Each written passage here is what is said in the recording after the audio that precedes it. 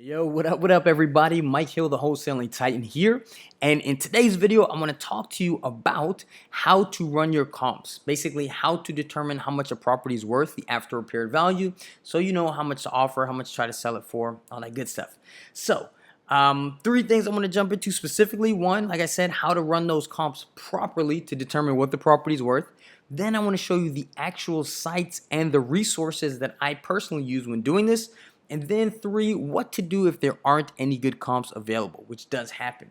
So it's been a little while since I shot a video. I'm just getting back from my 6-week annual vacation in Las Vegas, which was, despite going there every year, it was absolutely amazing, fantastic.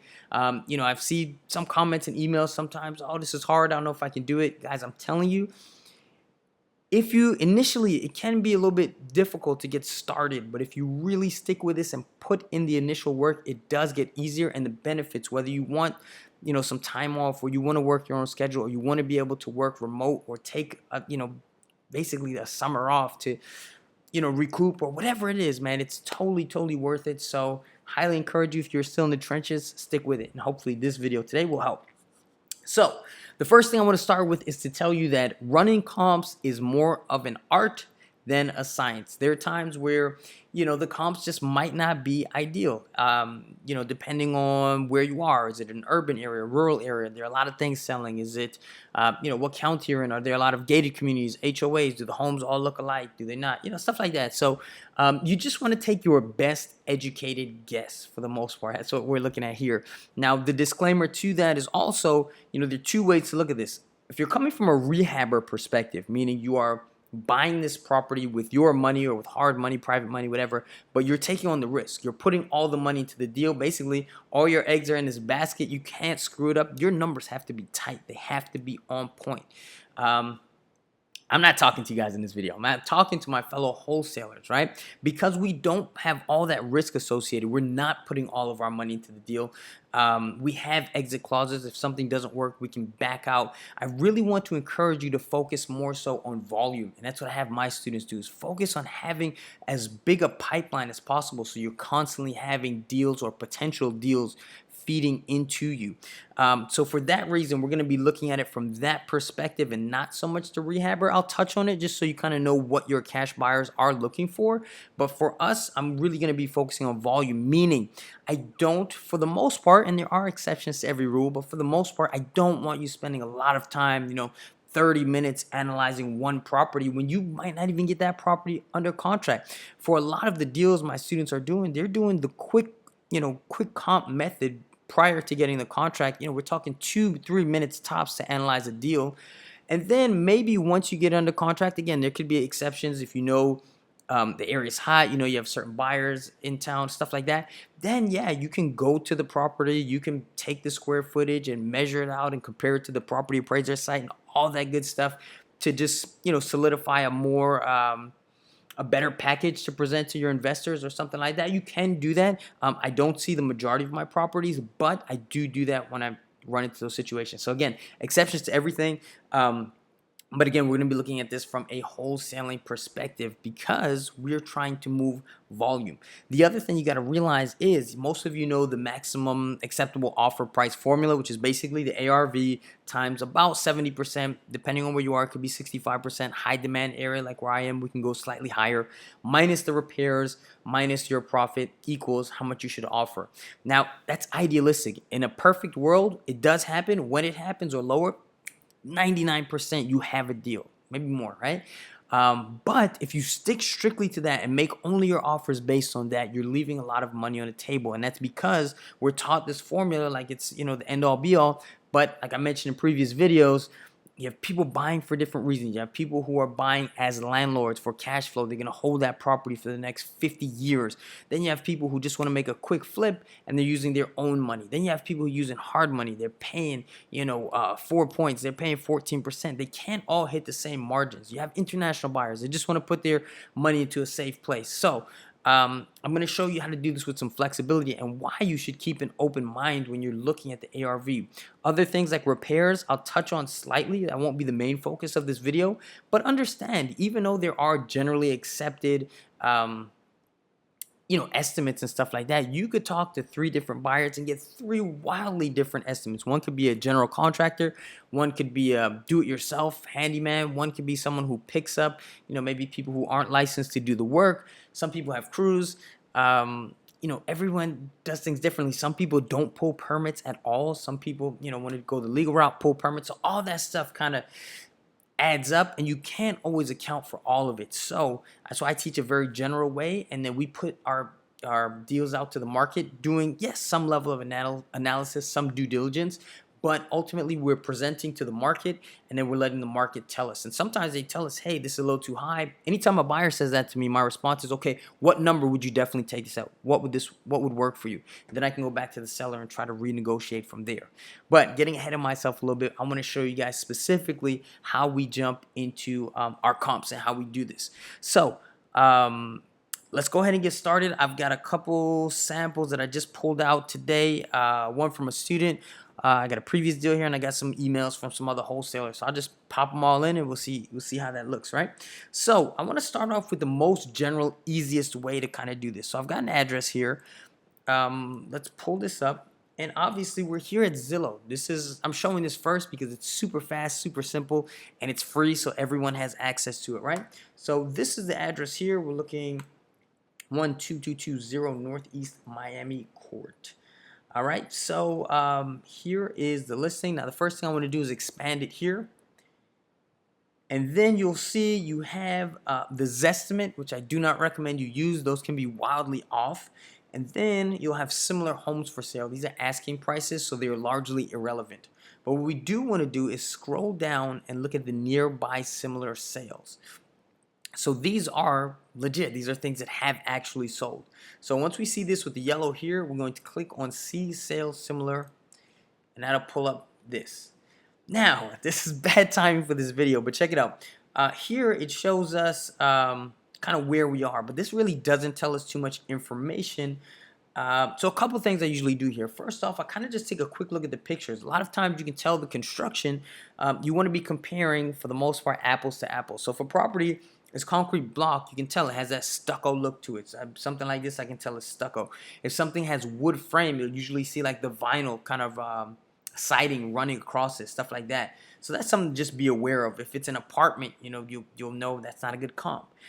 So just be intelligent. Like, these are just rough visuals. When it's stuff like this, it's a little bit harder to tell. But the main reason why I usually go to Zillow first is because in general, they have a map, which is right here, which allows you to see proximity to the property that you're looking at. In addition, most subdivisions, which is what we really want to look at, are broken up by major streets or railways or something like that. And you can tell something that's in, let's say, I don't know, like 0.03 miles away, but in the same subdivision might be better than something that's 0.01 miles away, but it's separated by a major highway and it's on a different side of the town or whatever, right? So Zillow generally has a map. I'm not sure if their site is kind of down or out for right now, but what I will do, we'll do a quick cut here, and I'll edit this in. But basically what happens is I have students who send me deals for analysis, and so I'll look at the deal and give them my thoughts and print out the comps and show them what I think. So a lot of times I'll just do that by video because it's easier to see. So I'm sure I have one here where I'm just showing a student how I would do this quick comp method. Just as a general overview, we're looking for properties that are similar, not necessarily the same. Sometimes, especially if you're in gated communities where the builder just makes identical houses, that's ideal because everything's exactly the same. But oftentimes that's not the case. But things we're looking for, the same, roughly the same years built, same decade at least. We want to look at stuff relatively close, so within ideally half a mile radius. Ideally, we want to look at comps that have sold within the last 6 months or so. Sometimes you have to expand that to a year. We want to look at obviously similar construction, similar house type, stuff like that. Similar square footage under air. And again, sometimes it's not perfect, so we want to get as similar as possible. And I'll go into more details on that, but that's the overview. So let's cut into that other video here, and then we'll come back. What's up? Look, I'm going over your email and started emailing you back, but rather than it was a bit much, so I figured I'd just shoot this video to kind of walk you through how I would do this personally. So first thing I got pulled up here, this is the address you sent me, 1717 Northwest 69th Street. I want to walk you through kind of how I would look at this and kind of how I would, not even comp it, but come up with the offer price. So the first thing I see that you put in here is, ARV was the finished product. The prices were in the 150 to 180 for sale on the MLS. Now, anytime you get any type of information about a property, there's some level of value to it just to make sure you're in the right like range or something. But for our purposes, the listing price is largely irrelevant. I mean, people can ask whatever they want. It doesn't mean it will sell for that. And so also when investors are looking at it, the only thing they're going to be looking at are the sold comps. So as far as that 150 to 180 number, for our purposes, just completely irrelevant. We're not going to look at that at all. So just scrolling very quickly through this listing on Zillow, we're not going to do the deep dive right now. I'm just going to show you a couple of things that stand out to me. So the first thing here, I see this thing that says new construction. So again, it's not necessarily indicative that this isn't a deal, but it's kind of something for me to think about. It's kind of a red flag. If it's a new construction, maybe it's not a deal. Maybe there's not so much seller motivation. So just one thing I look at. Next, as we go along, 954 square feet here.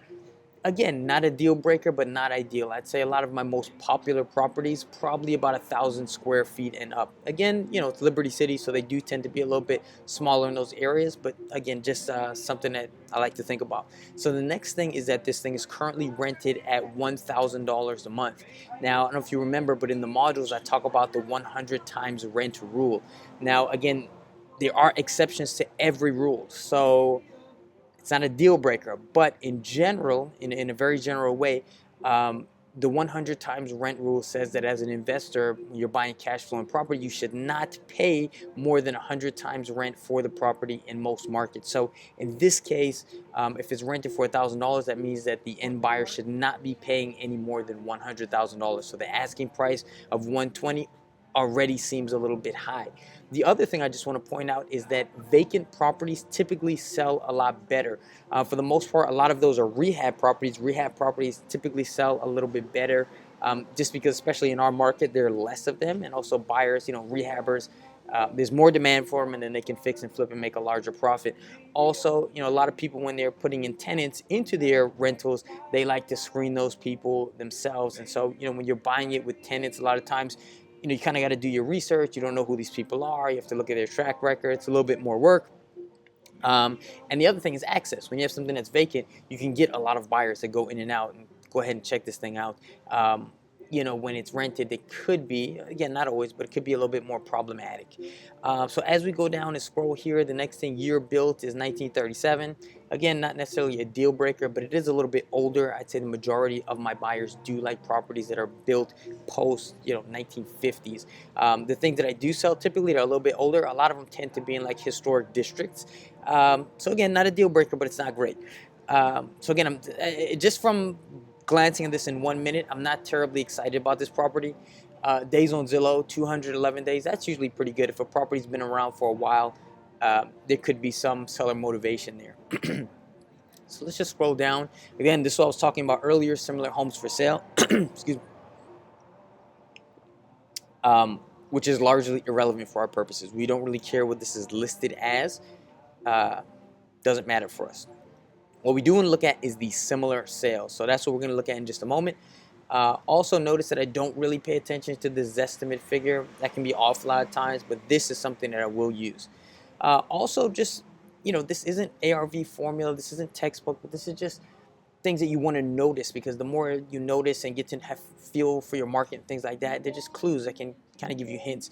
So again, we can see that, a couple months ago, this thing was listed at 97. All of a sudden, they're jumping the price up, more than 20%, 120. It's just something that's a red flag in my head, like why are they doing that? So next thing, we're going to click here and we're going to look at these similar sales. So what I'm looking at here, now again, if you go back to the modules and the trend, you'll see how to run comps properly and do due diligence the way you would, or a way a cash buyer would. And that's where you're going to look at the build, at the construction, at the square footage. You'll break it up and do the cost per square foot, as opposed to just doing, kind of the way you did in the email with taking 9 properties and then taking the average of all those because they could vary. So you really want to take the average of the square foot. But again, all those details are in the module. So for our purposes, we're just doing this quick comp method. And this is what I recommend, especially for beginners and also when you're looking at MLS listed properties. So again, we want to ideally be in the same subdivision. If you went to the county website, you'd be able to get that information. When I'm just looking quickly, I just want to estimate what looks like it's probably the same subdivision. So a lot of subdivisions are zoned by, major roadways, highways, railroads, stuff like that. So if I'm looking at this picture, even if some of these properties are close proximity wise, I can look at them, but ideally you see this zone, it looks like this is some kind of major road, as is this one here, and kind of where I'm outlining with my mouse. I kind of want to look inside this block just to see, right? So if I take a click here, I get a 3-1. It's about the same size, even a little bit bigger. It's worth $105,000, right? Or sold for 105, right? So we get this one here, 109. This one sold for 120. This one sold for 97. And then this one sold for 130. So the first thing that's going to tell me is that when you're selling your properties to your buyers, you don't want to mislead, but you do want to show them in the good light. So you'll kind of show the selling potential and kind of show the higher comps just to show the potential.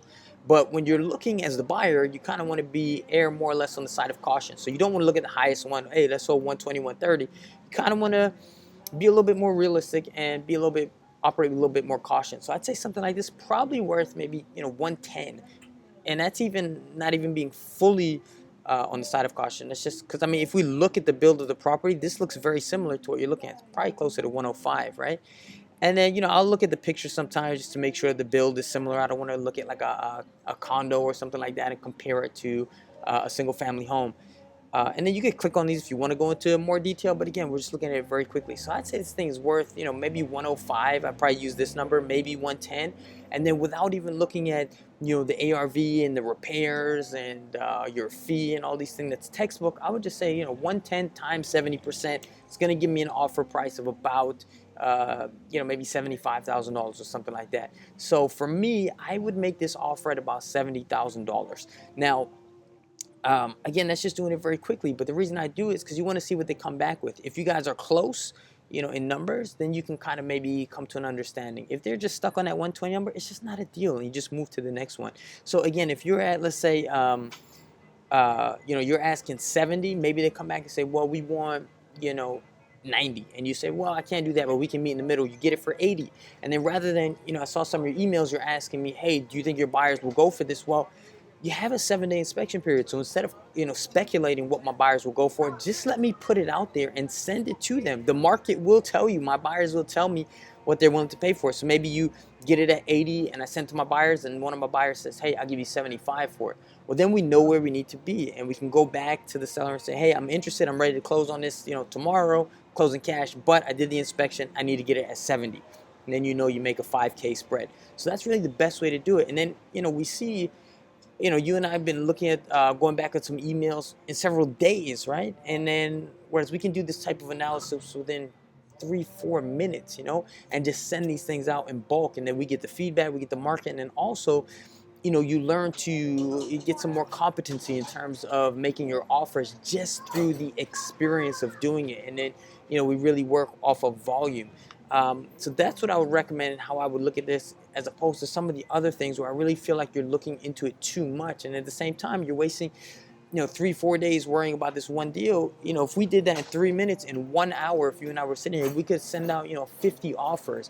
And then from there, remember, you make the offer at 70. It's not like it's yes or no or done, or, you're breaking, relationships, something like that. It's just like, then you try to negotiate and figure it out afterwards, but you have that significant volume, 50 offers made in a day coming in. It gives you a lot more to work with. And then that also translates to having and cultivating that abundance mentality. When you are negotiating, you're not like, so tied to this one deal, like I gotta make this one work. You lose your leverage. But when you have negotiating, hey, I got 50 offers out there, you can be a lot less attached, and typically that will come across in your communication. You can make better deals that way.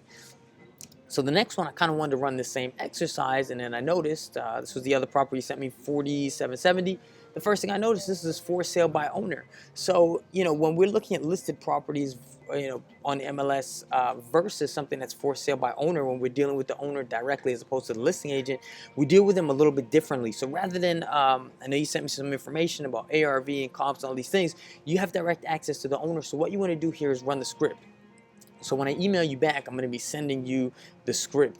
And the thing here is really to just, like I said, gain that competency just by sheer volume. You can even, as an exercise, call for sale by owner listings that maybe don't look motivated, just for the sake of practice. I see you have some things in here about speaking to the neighbors and they said this and that. Is a lot of speculation going on here. So when you're dealing with a direct owner, what you really need to know is, why are they selling? What is the motivation? That is the most important thing. Then after that, you want to know what's the lowest they'll take. And then from there, you want to know what the mortgage balance is. And then all the other ARV stuff and calculations and all these things you're worried about come after the fact. That is secondary. The other thing that I wanted to mention is that, yeah, you gotta just, there's no way to get good at this except by doing it in volume. So, one thing you'll find is one of the most common responses that you're going to get from a homeowner is basically, well, you make me an offer first, and you have to have that expectation. You have to know that that objection is coming. It's like a lot of students, they run through the script and then they get that objection and they don't know what to do, and then they're like, I don't know, and then they just try to calculate really quickly and then they just throw out a number. I say, dude, if you anticipate, if you know that's going to happen, you should have an answer prep for that. And I do have that in the script, so I'm going to send that to you. Also, you'll see I'm going to be putting a video in the members only area where it's basically giving you some exercises and telling you how you should be running through these deals, and how to practice your scripts and what you should be saying and things like that. So what I would recommend is really to call this owner and speak to them and get the answers to those questions first. And then from there, we can start to look at this ARV stuff, because a lot of times, most of what you find, most of the offers you make are not going to be deals. The idea, again, it's a subtle difference I make, is not trying to make things into a wholesale deal.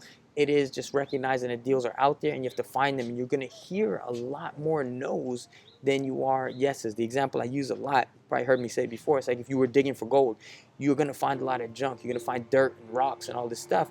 You sift through the garbage to find the gold. You don't try to turn the rocks and the garbage into the gold. And you're 99% of what you find won't be gold, but when you do find the gold nugget, it is completely worth it. Now, the other thing I wanted to mention that you mentioned, that I wanted to touch on that you mentioned in the email is like, what about having good pictures and stuff like that and accurate? Some of the stuff on the MLS is old or not necessarily accurate. And I wanted to mention, like, if you can get good pictures and a nice video and stuff like that, no one's denying that's obviously ideal, and that is going to help you sell your properties for sure. The other thing, though, on the flip side of that is, number one, that option is not always available to you. Number two, it's not always in your best interest to do that. Maybe if you are doing the volume that I am advocating here, you're not going to be able to drive to 50 different properties and do that. And you're not going to get everything that you make an offer on. It's not going to be a deal. You're not going to get under contract. And even things you get under contract, you're not going to be able to sell all of those. So it's not a good use of your time. You want to maximize your time in terms of ROI. And then I'm sure at some point you just want to, let your business run for you and enjoy being self-employed and the benefits that come with that once you get things rolling. The other thing I want to point out is that cash buyers, these are investors, and most of them are very savvy and they understand the game. So it's very much cool for me to call one of my investors and say, hey, I got this deal. This is the backstory. I have it under contract, so I control it.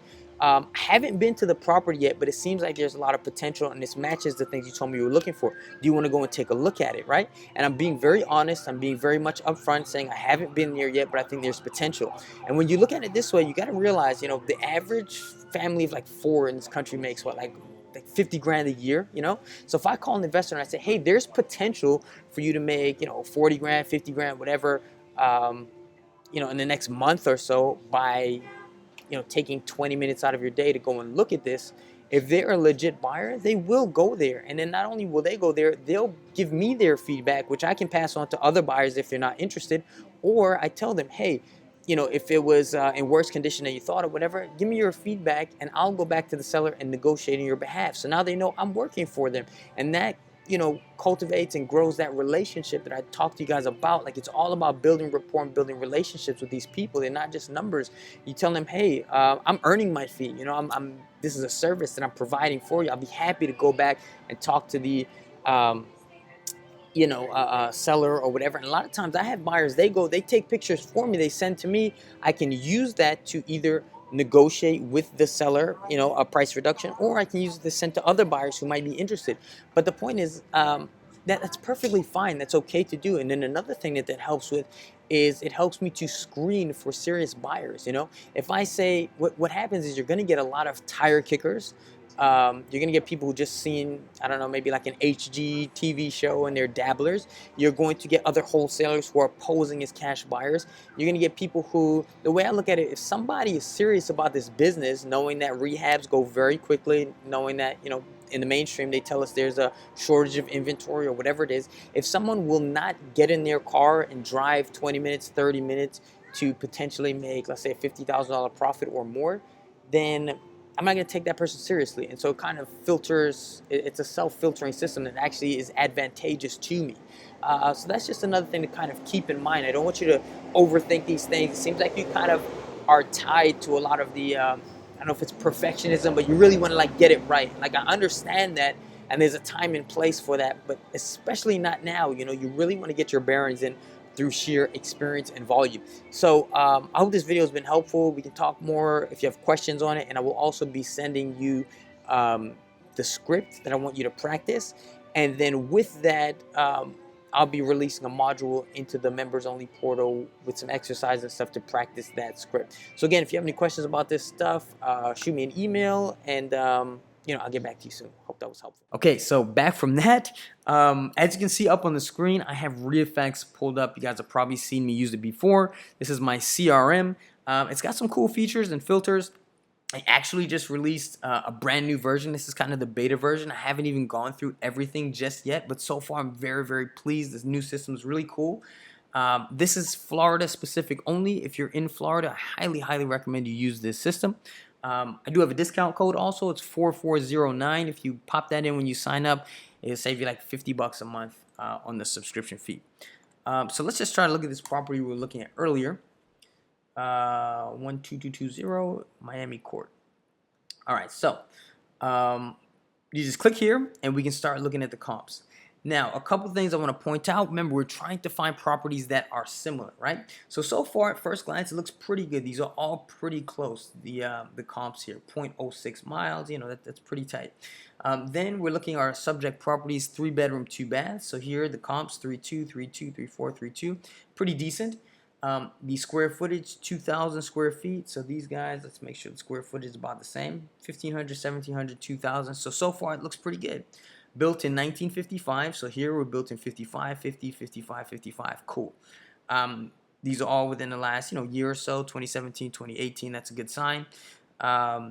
So we got sold prices here, 300,000, 270, 328. So they all kind of look along the same lines. 210, 240, those are a little bit lower. Tells me something's going on, kind of outliers. Maybe those were, I don't know, foreclosures, or they were purchased with cash because they were in need of repair. We can figure out that information later. But, you know, I'm kind of thinking it's going to be somewhere in the probably lower threes. Now, by default, ReFX has a value here. It's pretty good, probably better than the Zestimate, but it's not filtered at all. And as I mentioned earlier, there are a couple things we want to look at, specifically the subdivision. So basically, when a builder's come in, let's say they buy an acre of property, the different plots that they divvy up to put individual houses on, that's what makes up the overall subdivision. You know, if you're in like a gated community, that's probably one subdivision. And you can see that on the property appraiser site. Very, very important for running your comps properly.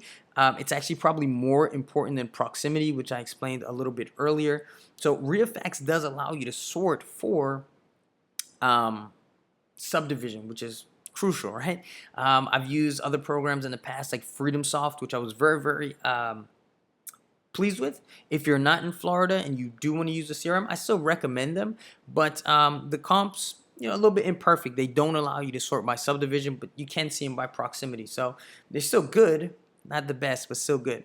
Also, if you're not here in Florida, there's another software subscription I used to have. Now that I've refaxed, I don't use it anymore, but I'll show that to you guys, or at least give you the URL in just a second.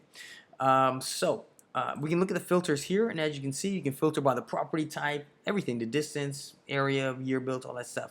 But what I really want to look at is here is the subdivision. So I'll just say yes, and then you can filter for it. And that, luckily enough, looks like these are pretty much all in the same subdivision. But a lot of times you'll find, like, when the initial refax pops up, there'll be maybe, and I got a couple more properties to look at, so hopefully we'll find one. But there might be 10 comps, and then when you filter by subdivision, there are only 3 or 4. So it really kind of pops out at you. So that's just something to be aware of. I'll go into some more detail on this in a moment. But from now, it's looking like about, probably low 300s or something like that. The other site I was telling you guys about is just called site. I'll just type it in, sitexdata.com. This is a really cool site. I would recommend you do the demo just to check it out. I've got some other training on it in my coaching and mentoring program. I show you exactly how to use this site, but without making this video too long, just very quickly. This site will give you very similar information to RealFax, telling you obviously the subdivisions, but one cool thing it does, and actually I think I have it in one of my PDFs. It might be the Copious Cash Buyers PDF, where I show you screenshots from this program as well. But not only do they show you that, but they also show you if the property was purchased for cash, meaning it was probably like a rehab or wholesale deal or something, or if it was purchased, with a mortgage, meaning they went through appraisal and then a lender loaned on it. So looking at those two things will give you a better idea of, again, what you can ask for. As a wholesaler, you'd ask the cash price, and you determine ARV by, what the banks are lending on, or how much, that those kind of sales were. So definitely check this site out. This site's pretty cool. RealFax doesn't show you if it's cash or if there was a loan involved. But for the most part, when you see big discrepancies like this, you can kind of estimate, and then you can go back and, just Google search some of these different addresses, and the story will usually present itself. And then you can go check out the property appraiser site and stuff like that to kind of figure that out. But yeah, Sitex, again, sitexdata.com would be the alternative if you're not in Florida or you're not using RealFax. So I got another address I wanted to look up here. This was one that a student sent me. This is we're gonna deep dive. So there's levels to this shit, right? So the quick call method, that was just looking at Zillow, just to get a quick idea. Typically, we do those when we're bidding on a lot of properties. Typically bidding on like MLS properties where there's tons of competition and everything just moves really fast, and you just want to hit volume. Because another point I want to mention is, listen, we're taught for the most part. Like if you're rehabbing, like I said before, you pick a property. That property, it has to work. You're solely focused on that rehab. Wholesaling is different. Like even in school, you're taught, you take a test, you got to get 75% right just to get a C, and that's not even a good grade. Wholesaling is amazing because out of 100 offers, you can fail 99 times. You only need one. So imagine I hand you this bag, and I'm like, listen, there's 99 red marbles in this bag and one blue marble. When you pick the blue marble, I give you, $1,000. You wouldn't take your time just trying to pick and look at every red. You would just try to get through them as fast as possible, which is an issue I see with a lot of people who either hit me up online or new students. They spend too much time invested in one property and say, dude, every no you get, every property that doesn't work, every offer you submit that's no good, it's just getting the no's out the way. Just get the 99 no's out the way so you can get paid. I don't know where that rant came from, but anyway, the point is the quick comp method we start off with, and then I'm going to show you how to do this in like a little bit more, little deeper detail. So the next property, I think a student has sent this one to me. If I'm pulling up the right one here, 420 Northwest 111th Street. So comps. So as you can see, the RealFax value 345, right? And then we take a look at it, make sure everything starts looking similar. So already I see most of these comps, the beds are a little bit more, so that's something to be aware of. Living size in the ballpark, not perfect. The comps proximity wise, pretty decent. So off the bat, the refax value is telling me this is 345. So I'm looking at this comp, 390, 387. Okay, those are similar, looks good. Years built are similar, looks good. This one's 250. So that's kind of like, all right, something's going on there. 310, right? It's a little bit scattered. So what I want to do before I just say, hey, this property is worth 345, I want to hit this filter and go down and peep the subdivision. So let me check out the subdivision here. I mean, look, that tells a completely different story now. So now we're looking at this thing, right? Yeah, now it's become a little bit more apparent. This is probably inflated by like 100 grand. This property is worth, let's see, 250, 225, 261. And if we look at it, I remember this one actually when she sent it to me. The listing said 3-1, but we always want to go by what's on the property appraiser site. I'll show you guys that in a little bit if you don't know what I'm talking about. But this refax actually pulls from the property appraiser. So we can see here that it's actually a 2-1, and so regardless of how many bedrooms are physically in the property, if it's a 2-1 online on the property appraiser site, it's a 2-1 for the sake of running your comps. So that's something you want to be aware of. So while this value was a bit inflated, when we did boil down to the subdivisions, we can see that it's probably worth, between 220, 250, something like that. So that's something to be aware of. Okay, so looking at this a bit deeper, I remember the property we just looked at. I actually want to go back and look at that again because I remembered something by when I ran this earlier. So let's go back, if you bear with me. And again, this was one where the subdivision didn't make a huge difference. And I'm showing you the different scenarios. So again, we did the kind of quick comps, and you can see I drilled down on the subdivision very quickly, and I told a different story very quickly. But I wanted to come back to this because I was on the Bigger Pockets forum the other day, and I saw someone post a question which more or less said, hey, I'm looking at this house, it's 2,100 square feet, and they're asking prices, whatever it is. It's like, I'm looking at comps, what's the acceptable range to be considered a comp? Some of them are 1,900 square feet, some are, let's say 2,200 square feet, on both ends. How far can I go in either direction? So that's what I'm going to show you guys here. And the short answer is you want to, assuming they're in same subdivision or close proximity and have some similarities, then what you want to do, but let's say the area is off just slightly, then we want to look at it as price per square foot, right? Also, when we are looking at area, just so you know, that is going to be the area what we call under air. So when you go to the property appraiser site, which we'll do in just a little bit, I'll show you what that looks like. There's the, the lot size, which doesn't really matter. It's good to, if it's got a lot of land, yeah, it helps you sell it. But in terms of comps, kind of irrelevant. And then under air, it's kind of what it sounds like. It's basically not including things like a carport or I don't know, sometimes they'll give like the Florida room, a percentage, stuff like that. I'll show you when we get there, right? But what I do want to show you is how to do a little bit of math. So again, I don't recommend this for when you're doing these quick comp methods, especially if you're doing deals like say on the MLS where you're just trying to shoot off volume. But let's say you're dealing with a direct seller and you're dealing with them, maybe they seem very motivated, or maybe it's just a really hot area, you really want to get the deal. Something's got you a little bit extra invested where it says, okay, you know what, it doesn't make sense to do the math, right? Or even if you want to understand what your cash buyer is looking for, right? So a quick way to do this is, I'm going to pull this up in numbers, some Excel stuff here. So what I would do here, right, is we want to look at, we're going to take the living area, which is the same thing as under air, and let's just do the first, what are the similar ones? Like, let's do these first, let's do the ones that are similar, like the 300s, right? So the first one, and they're all built around the same time. So we want to look at the square, the under air. So the first one is 1593. I'll probably play this in fast mode so you guys can see it in the video.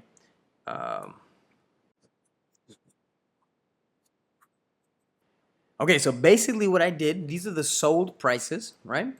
And this is the square footage. So I just divided the sold price by the square footage. So that means this first house was worth $188 per square foot under air. This one was $161 per square foot under air, and this one was $225. So what I'll do is now take the average of that,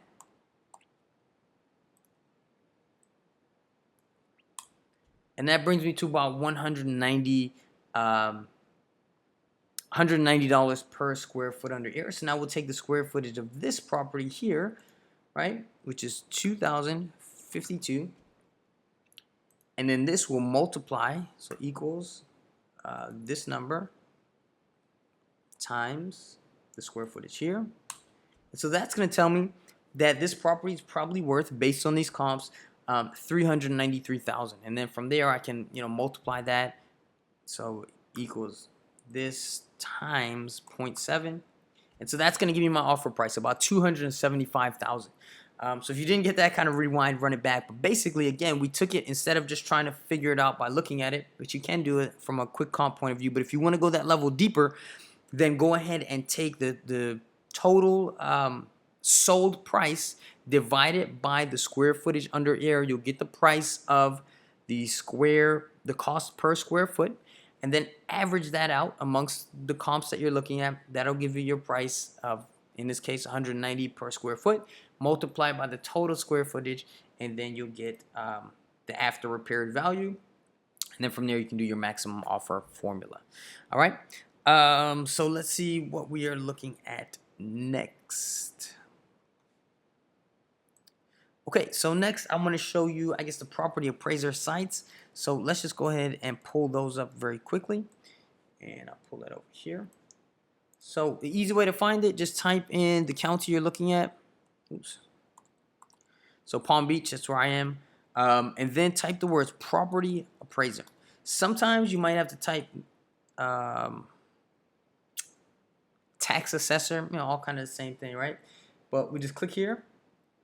And then remember, because this is an art, like, all we're trying to do is collect data. So sometimes, like, if I look at RealFacts and every single thing is the same, I don't need to go any further. I don't need to deep dive any further on into the deal. But sometimes if things are all over the place, you kind of need to do a little bit more research. So here are just a couple of ways that you can kind of do that to get a better idea of what we're looking at. So here's an address that I have pulled up. And you just pop the address in, and hopefully it'll come up at some point. All right, let's search. So property in Delray Beach, a lot of information you're going to get from the property appraiser site. Again, it'll tell you the subdivision. The other thing we want to look at that you wouldn't necessarily get from Zillow or RealFacts or most of these things is the construction type. So this is a building that is wood. It's a frame house. Typically that's going to be very different from a concrete block house, even if they're right next to each other. So you kind of need to take that into account. So that's one thing we can see. Then we can see, so I was telling you guys about before, you have the total square footage. So here, 1437, but we only want to be looking at, for true comps, what's under air. So it's going to be 1140. So imagine before we did that, I showed you how to do that calculation. Well, if you're adding in 300 additional square feet, you can see how that's going to significantly impact the total price that you come up with. So that's something that you want to be aware of. So that's something like when you're looking at comps, if you want to go that level deeper, again, I don't recommend doing that if you haven't gotten it accepted, or if it's just, when you're doing your mass offers and stuff like that. But when it makes sense to go deeper, when you're either advertising or creating a flyer or trying to understand your buyer's process, or the lead's just hot for whatever reason, be it the lead source or just a really good area, then you can keep diving a little bit deeper. So what I would do, let's say if RealFacts was showing me these comps, I would just copy and paste them over in the property appraiser site so I could see things like the construction, is it wood or CBS? You're not going to find that here. So that's one thing you can do. Another thing you can do here is, every property appraiser site is a little bit different, but most of them, for the most part, have similar, search criteria or cool things you can do. So another thing you can do is look at nearby sales search, right? So, and this is in a case where, let's say, RealFacts or Zillow, they maybe didn't have stuff available. You might have to look at things that sold 2 years ago. Is that ideal? No. But is it better than nothing? Absolutely. So we look at this vicinity. We can look at an eighth of a mile, I'd probably expand that to at least quarter mile, include only qualified sales and residential. So let's search that. And you'll see I got a little heat map here.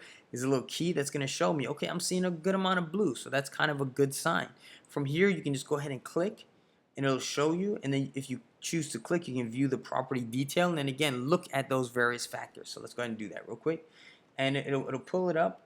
Again, you can see things like, okay, we can see this one is concrete blocks. So I need to take that into account.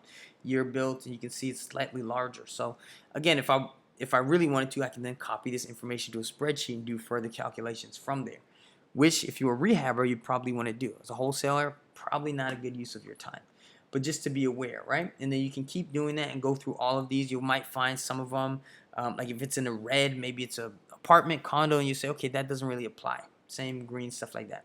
Another thing you can do, so here we're here, is it'll show you the subdivision. So you can actually copy the subdivision. So again, this is a different property. This wasn't the subject property we started on, but just to show you what you can do on the appraiser site is you can look at advanced sales search. So what you can do here is now copy that subdivision in. You can put a custom date range if you want to. Let's exclude some of these sales, which on less than $1,000, because it's not going to help you very much. It's going to be like quick claim deeds and stuff like that. And then we can just search. And then, some of them might be like stuff from 2005, so it doesn't really help too much. But at least you can see some stuff in the subdivision. And then, again, it's data, so it's going to take some time to go through and mine, which is why I don't recommend doing this for the majority of your properties. But I just want you to kind of be aware. Another thing that you can do is, and I'll show you guys some different property appraiser sites too, just so you can see what this looks like. Matter of fact, let's check out Broward. Broward property appraiser site. All right, so let's check that out. I have this one out on a wholesaler's blast that I just copied real quick. So property search, address, and have it here. The number is 3470 and then 37th.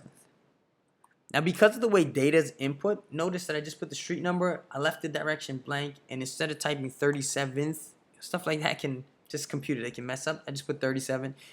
It might not even, I don't even put these things usually, just to make sure I get it. And there it pops right up, right? So again, we can see things on here, like if you look at the sketch, it'll show you and it'll tell you, how much is under air, the square footage, stuff like that. If we want to go, and it tells you, see, so here they've given the Florida room 2/3 of a square foot towards the under air, the porch 1/3, stuff like that. So you want to be aware of that. And then if we look at the card, it'll tell us here again 3 beds, 2 baths to make sure we're on point. And then the exterior is concrete block stucco, which is important to know if you're comparing concrete block to wood, or if a villa or half duplex shows up. These are all good things that you want to know. Roof, stuff like that if you want to go into details. Sometimes flat roof is not going to be as much as, let's say, a gable roof. So the next thing we want to look at, again, just to show you, they do have subdivision sales. So you can just click that. Again, some of this stuff, it should jump out at you immediately that this one's 75,000 and this one is 3 million. So this might be like a commercial property or something like that. If you click the folio number, you'll be able to find the story. But just by a quick look, I can see, okay, now we're getting somewhere. These are all sold in 2017, and look, 225, 230, 229, 235. Those are kind of all in the same range. So if I had to make a quick judgment just based on this property, yeah, this is probably worth somewhere in the 230s or something like that. But that's just so you can kind of be aware. And then sometimes, this information, there might not be very much in the subdivision, or RealFax doesn't have it, FreedomSoft doesn't have it, Zillow's limited. So we just do what we can. And so there are other things that you can just look on, or just if you want to back up your initial estimate. This is not something you're going to be taught per se, but for me, it's just kind of common sense if I really am struggling to find comps. So if we go back to Google, I just use stuff like bank estimators. You can do other sites instead of Zillow. You can do like Realtor.com, Trulia. It helps in, again, imperfect systems. But when you're looking at 10 different things, again, if you need to go that level deeper, which you usually don't most of the time, but if you do, I'm just giving you some options so you can kind of drill down. So I don't even remember the URL, but if you just go to like Chase, I think it's like Home estimator or value, or it says what's my home worth, right? Say it, there you go, home value estimator, just so you get different perspectives and stuff like that. Again, these are not perfect, but all right. So, oops, what was the address we were looking at? I mean, I can pick any of these addresses really. I think this one, Miami, Florida. All right, they want you to have it in the correct format. So hang on one second.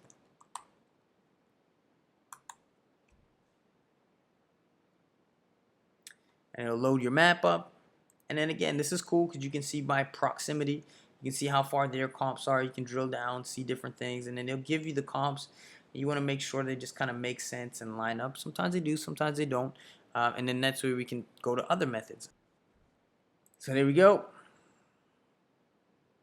And again, the more proper way that I showed you before, that's stuff like using the comps and rear facts, looking at the subdivision, looking at price per square foot. But again, just so you have some other sites that you can just double check your work, kind of. Just another source that you might want to do. So again, this pulls to show you legal descriptions, to show you the comps. And then so here, see, even though, hopefully you guys can see this here, these that are labeled 3796 might be even closer to our subject property. It's separated by what appears to be a main road, this Northeast 125th. So I would prefer to look at the things inside of this yellow area because it's most likely the same or similar subdivision. Not always, but most likely. And then you can scroll down and see. And then if you want to go, you can even plug them into Google Maps and figure out the distance and stuff like that. Also, two other things I just want to mention very quickly. If you are looking at multifamily, typically those are not evaluated by similar sales, by the comps. Instead, you're going to be looking at it from a cash flow perspective. Right, so you're going to be asking for the net operating income sheet, stuff like that. Also, if you are, I like flipping vacant properties. They're a lot easier to sell, easier to show, all that good stuff. I do have landlords that buy things from me. A lot of landlords like even getting vacant properties because then they can screen the tenants and stuff like that based on their own criteria. But I do sell things that are occupied, maybe they're on lease or whatever, or long-term tenants, whatever, to landlords. Another rule, again, exceptions to every rule, but if you want a very general rule for a property that is occupied or is going to be used for a rental, it's sometimes called the 100 times rent rule, sometimes called the 1% rule. It's backwards, but it basically says whatever a property is renting for per month, the maximum offer that you can make is 100 times that number.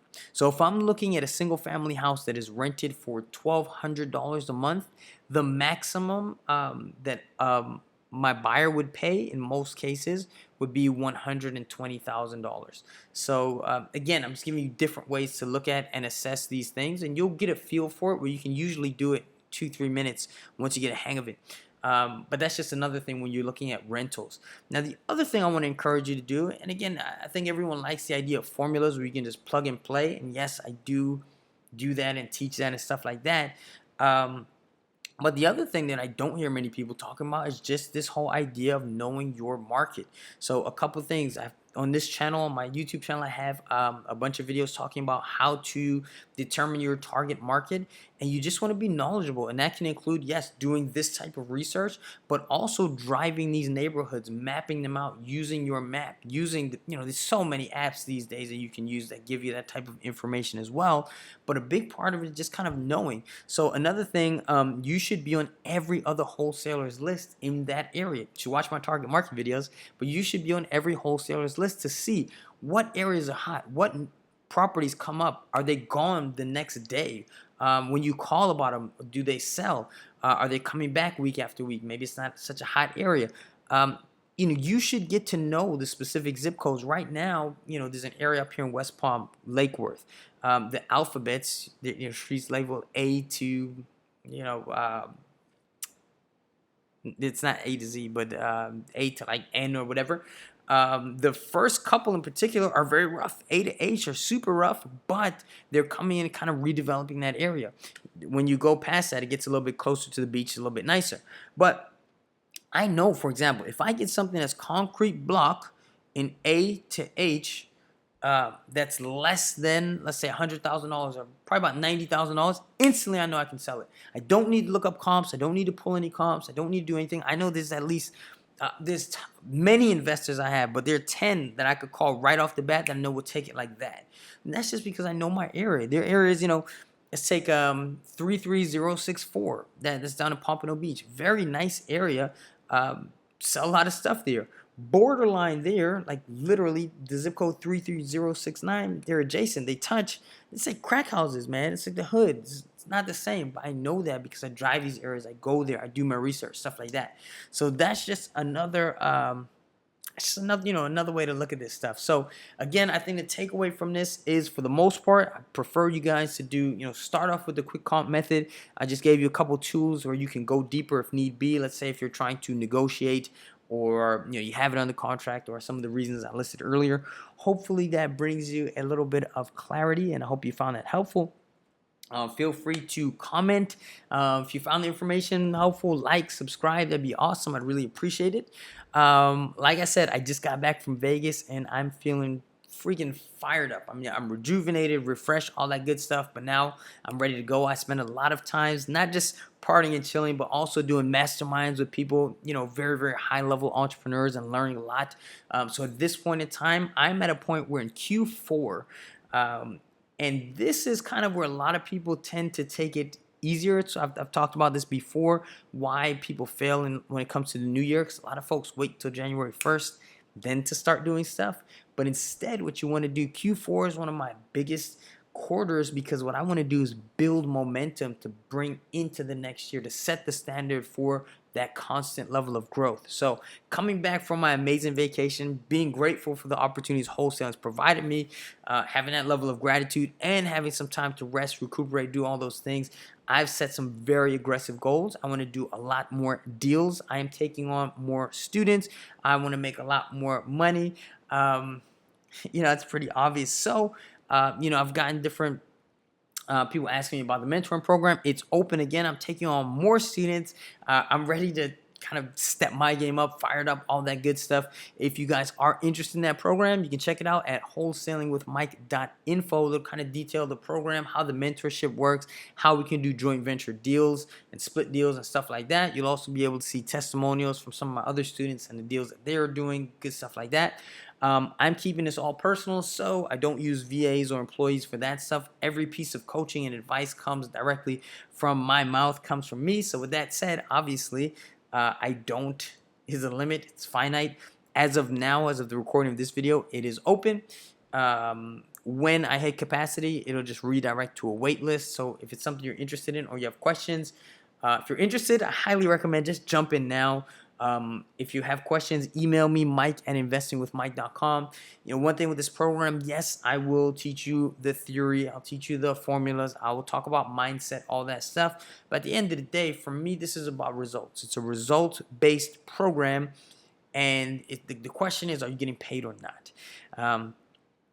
When I reopen, it kind of depends on how proficient students get. Sometimes people just quit, spot opens up instantly. Some people, hey, this is not for me. Some people just get it right away and they don't need as much of my help. So all that's gauged by the individuals that are in there. So I can't tell you when it'll fill up or anything like that. But again, if you're interested, go check out the site and or shoot me an email. With that said, I'm very, very excited to be back. There's a lot more videos that I want to be shooting and stuff I want to talk to you guys about. Before I left, I had those series where we were doing live streams every day. I really like that formula. I got some good feedback on it, so I might be doing that. I'm also releasing my scripts probably within the next, 2 weeks or so. So be on the lookout for that. And yes, just thank you guys so much for supporting the channel. I really, really appreciate it. It's good to be back here. Again, please like, comment, subscribe, all that good stuff. Hit me up via email and on social media. And I'll be back with another video and some good stuff for you guys soon. Thank you so much. Pleasure to be back. Talk to you later. Peace.